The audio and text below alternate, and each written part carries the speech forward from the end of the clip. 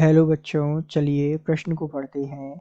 273 kelvin पर बर्फ तथा जल साम्य में है। निम्नलिखित में कौन सा कथन सत्य है? आपको कथन दिए हुए हैं विकल्पों के रूप में। विकल्प ए है जी बर्फ ग्रेटर देन जी H2O।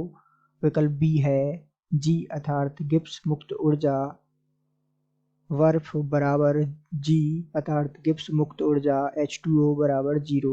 विकल्प सी है जी बर्फ लेस देन जी H2O और विकल्प डी है जी बर्फ बराबर जी H2O नॉट इक्वल टू 0। तो आइए बच्चों, मुख्य अवधारणा को समझते हुए हम इस प्रश्न को हल करते हैं तथा विस्तार पूर्वक इस प्रश्न के संदर्भ में समझते हुए सही विकल्प का चुनाव करते हैं। तो सबसे पहले तो यहाँ हमें जो मुख्य अवधारणा में कुछ बातें का जानना आवश्यक है, जैसे कि जी क्या है। तो जी यहाँ होता क्या है, यह है गिब्स मुक्त ऊर्जा।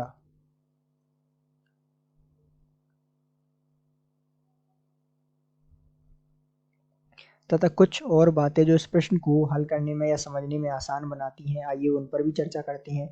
तो सामान्य रूप से प्रश्न को हम कुछ अलग अलग हिस्सों को करते हुए हम इसे हल करेंगे और विशेष प्रकार से अंत में इसके उत्तर तक पहुंचेंगे। तो सबसे पहले हम बात करते हैं इस वाले प्रश्न के हिस्से की। यहाँ तक देखते हैं कि बर्फ तथा जल साम्य में है।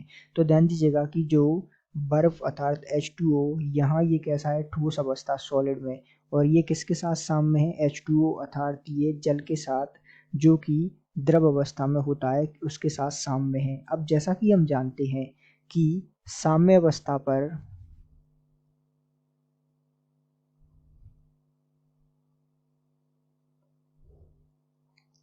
जो गिब्स मुक्त ऊर्जा में परिवर्तन है डेल्टा जी में, वो होता है 0। ये साम्य अवस्था पर होता है और g नॉट इक्वल टू 0 होता है, अर्थात इसमें परिवर्तन 0 होता है, ना कि इसका मान 0 होता है। तो परिवर्तन तो 0 हो गया, लेकिन g का मान 0 नहीं होता, इस बात का विशेष ध्यान रखें।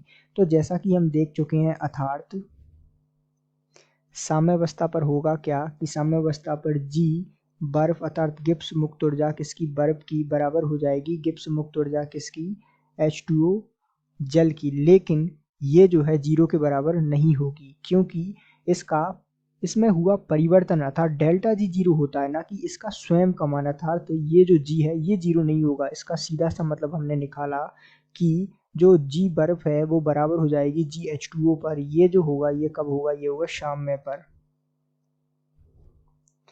लेकिन इसका मान 0 नहीं होगा। तो इस प्रकार ये जो है नॉट इक्वल टू 0 हो जाएगा। तो ये जो शर्त है वो यहाँ पर लागू होती है। भाई ये शर्त को हम विकल्प में देखते हैं, तो ये जो है विकल्प डी में दी हुई है, अर्थात बर्फ की गिब्स मुक्त ऊर्जा बराबर हो जाएगी जल की गिब्स मुक्त ऊर्जा के, नॉट इक्वल टू होगा 0 के।